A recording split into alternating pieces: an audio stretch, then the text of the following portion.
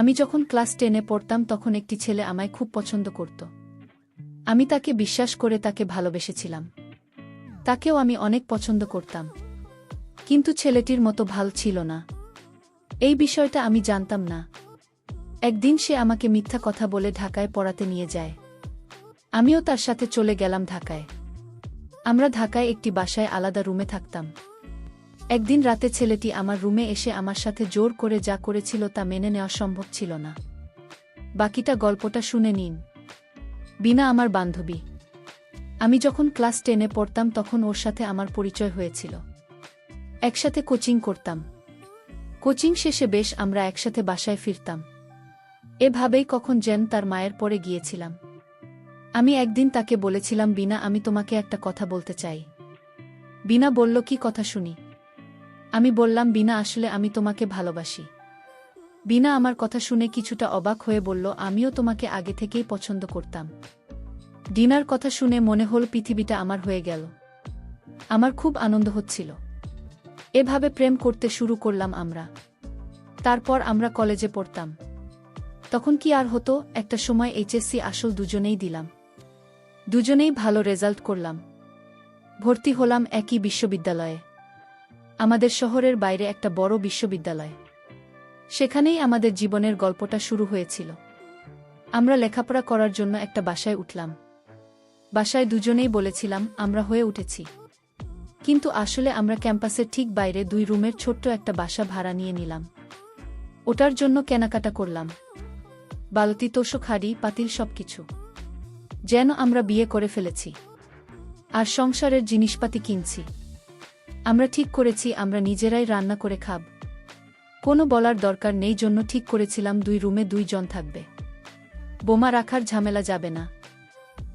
নিজেরাই রান্না বান্না করে খেয়ে নিন। যাই হোক, অবশেষে উঠলাম আমরা একসাথে। বিশ্ববিদ্যালয়ে ক্লাস তখনও শুরু হয়নি। আমাদের হাতে অফুরন্ত সময়। সকালে যেহেতু জলদি ওঠার কোনো দুশ্চিন্তা নেই, আমরা দুজনে বারান্দায় বসে গল্প করতে থাকলাম।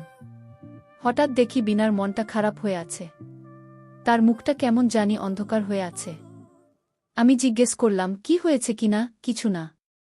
তো এরকম চুপ মেরে গেছে কেন? এমনি। এদিকে তাকাও দেখি। অনেকটা জোর করেই মুখটা আমার দিকে ঘোরালাম। দেখি বেচারার চোখ দিয়ে পানি ঝরছে। কোমল গলায় আবার জিজ্ঞেস করলাম, মন খারাপ? উত্তর দিল না। কিছুক্ষণ পর একাই আবার বলে উঠল, আসলে আমি না। এই প্রথম ফ্যামিলি ছাড়া আছি। এমন না যে তোমাকে ভালোবাসি না বা এরকম কিছু, কিন্তু আমার খুব মন খারাপ হচ্ছে। আমি বললাম, বুঝতে পারছি। যাও তুমি তোমার রুমে গিয়ে শুয়ে পড়ো। বিনা আস্তে করে নিজের রুমে গিয়ে দরজা আটকে দিন। আমারও কেমন যেন খুব মন খারাপ হয়ে গেল। বুঝলাম না হয় যে তাই বলে আমাকেও দরজা আটকে বাইরে রেখে দিতে হবে। আমিও চুপচাপ আমার রুমে লাইট নিভিয়ে শুয়ে পড়লাম। দরজাটা আটকায়নি। বিনা প্রতি একটু রাগ নিয়ে ঘুমিয়ে পড়েছিলাম। আমি নাক ডেকে ঘুমাচ্ছিলাম। আমার হঠাৎ ঘুম ভেঙে গেল।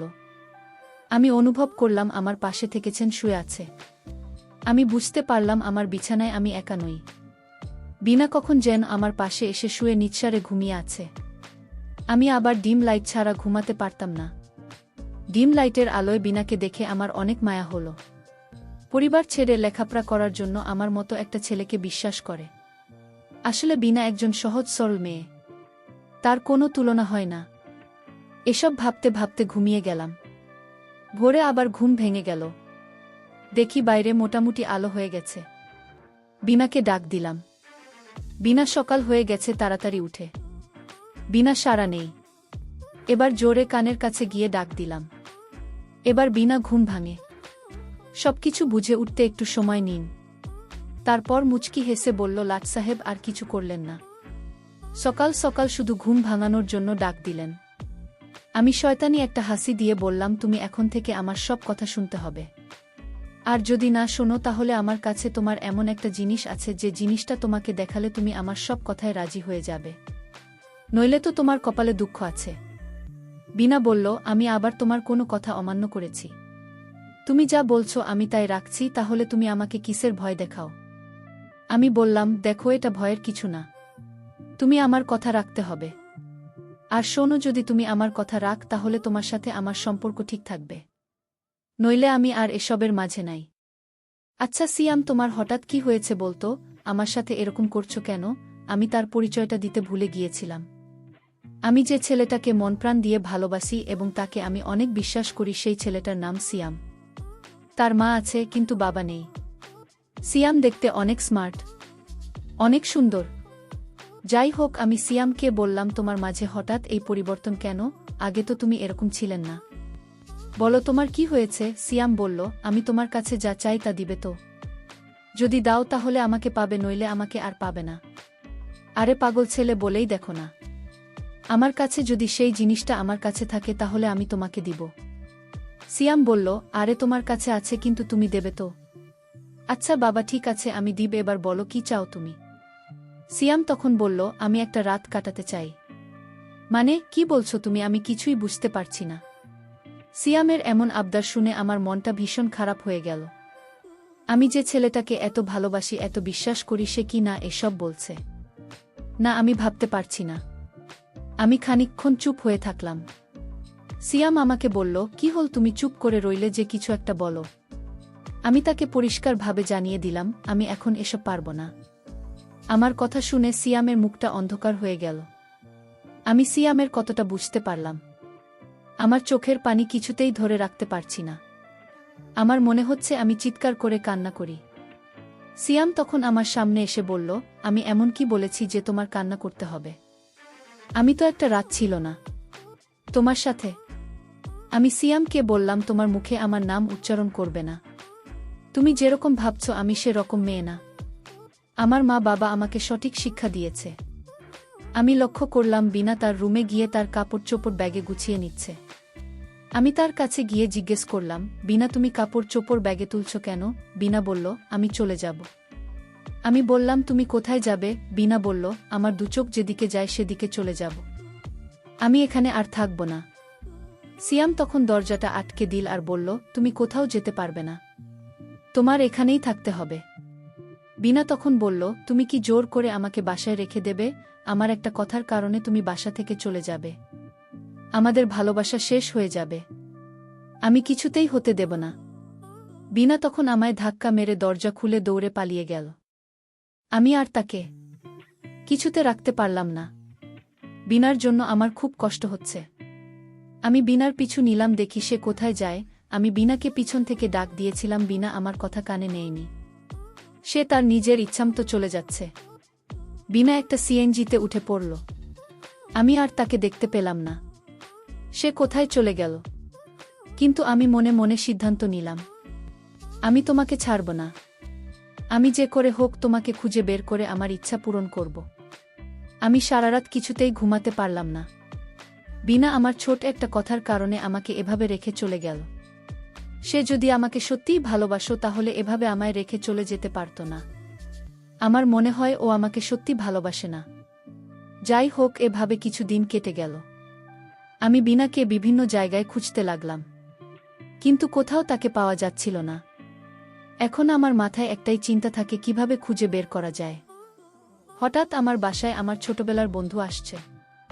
দোস্ত, তুই কেমন আছিস? ভালো না দোস্ত, মনটা ভীষণ খারাপ। আমি যেখানে থাকি ঠিকানা দিলকে তোরে। আরে তোর মা দিয়েছে, আর তাই আমি সরাসরি চলে আসলাম। ভাবলাম দুই বন্ধু একসাথে লেখাপড়া করি। আমি লক্ষ্য করলাম সিয়াম কান্না করছে, তার চোখ দিয়ে পানি ঝরছে। আমি বললাম, সিয়াম বন্ধু, আমার কি হয়েছে তোর? তুই আমার কাছে বল, আমি সমাধান করে দিব। সিয়াম তখন বিনার কথা বলল। আমি বুঝতে পারলাম। আমি সিয়ামকে একটা বুদ্ধি দিলাম, শোন, এই মেয়েকে এভাবে খুঁজে পাওয়া যাবে না। আমি বললাম, তাহলে কি করলে তাকে খুঁজে পাওয়া যাবে? আমার বন্ধু ইমন বলল, চল তার গ্রামের বাড়িতে খোঁজ নিয়ে দেখি। অবশ্যই তার মা বাবা জানতে বিনা কোথায় থাকে। আমরা পরের দিন তার গ্রামের বাড়ি উদ্দেশ্য করে রওনা দিলাম। তাদের গ্রামের বাড়ি মুন্সীগঞ্জ। আমরা মুন্সীগঞ্জ গেলাম। সেখানে তার মা বাবাকে খুঁজে বের করলাম। তার মা বাবাকে জিজ্ঞেস করল, মা বিনা কোথায় থাকে? তার বাবা উত্তর দিল, কেন, বিনার কাছে তোমাদের কি দরকার? আমরা স্কুলে একসঙ্গে পড়তাম, তাই বিনার কাছে একটু বিশেষ দরকার ছিল। তাই আর কি? তার বাবা বলল, কি দরকার আমার কাছে বলো, তারপর ঠিকানা নেই। আমার বন্ধু ইমন বলল, দেখুন কাকা, বিনা যে বাসায় থাকত সেই বাসার কিছু দামি জিনিস চুরি করে নিয়ে এসেছে। এটা আমাদের কানে আসে। আমি বলেছিলাম, বিনা এরকম করবে কেন? আমাদের বিশ্বাস হচ্ছিল না। বাসার মালিক বলল, যদি তাকে খুঁজে না পাওয়া যায় তাহলে মামলা করা হবে। আর আমরা এসেছি বিনাকে বাঁচাতে। কারণ বিনা যে চুরি করে নাই তার প্রমাণ আমাদের কাছে আছে। তার বাবাকে আমরা এভাবে মিথ্যা কথা বলে মেয়ের ঠিকানা নিলাম। বিনার বাবা বলল, আমার মেয়েকে বাঁচাতে হলে তো ঠিকানা দেওয়া ছাড়া আমার আর কোনো উপায় নেই। তাই বিনার বাবা ঠিকানা দিল। সে বলল, আমার মেয়ে এখন ঢাকায় থাকে না, সে সিলেট থেকে লেখাপড়া করে। আমরা ঠিকানা পেয়ে গেলাম। এমনকি আমি বললাম, আমার সাথে চল বন্ধু, সিলেট যায়। ইমন বলল, আরে বন্ধু, তোর জন্য তো আমার এই জীবনটা পর্যন্ত দিতে পারি। আর সিলেট যেতে পারবো না। যতদিন পর্যন্ত বিনাকে খুঁজে না পাস ততদিন পর্যন্ত আমি তোকে হেল্প করব। তুমি কোনো চিন্তা করিস না। সিয়াম আমার কথা শুনে অনেক খুশি হল। আসলে পৃথিবীতে এমন বন্ধু পাওয়া বড় কঠিন। আমরা পরের দিন সিলেটের উদ্দেশ্য করে রওনা দিলাম। আমরা সিলেট বিয়ানীবাজার গিয়ে একটা হোটেলে উঠলাম।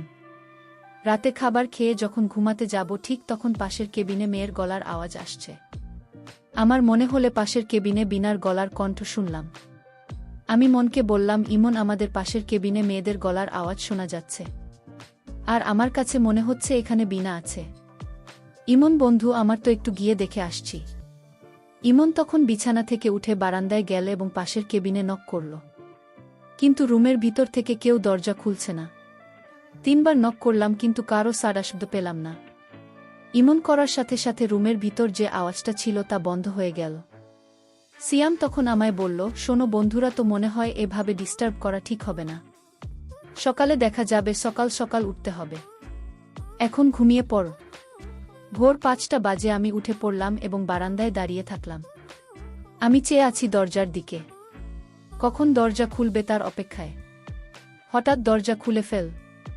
তখন দেখলাম বিনা প্রথম বের হয়েছে। বিনা আমায় দেখে অবাক হয়ে গেল। আরে তুমি এখানে কেন এলে? আমি তোমার জন্য ঢাকা শহর ছেড়ে চলে আসলাম। আর তুমি কিনা এখানেও চলে আসবে?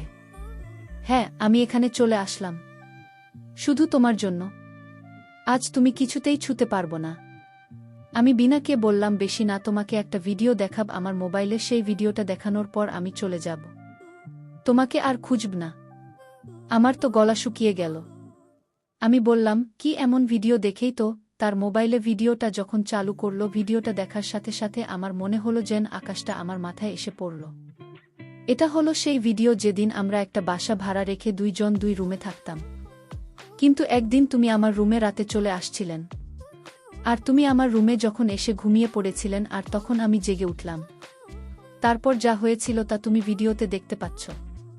বিনা তখন বলল, তুমি আমার সাথে এমনটা করতে পারলে? ঠিক আছে, তুমি কত টাকা চাও আমি দিব। তুমি এই ভিডিও মুছে ফেলো।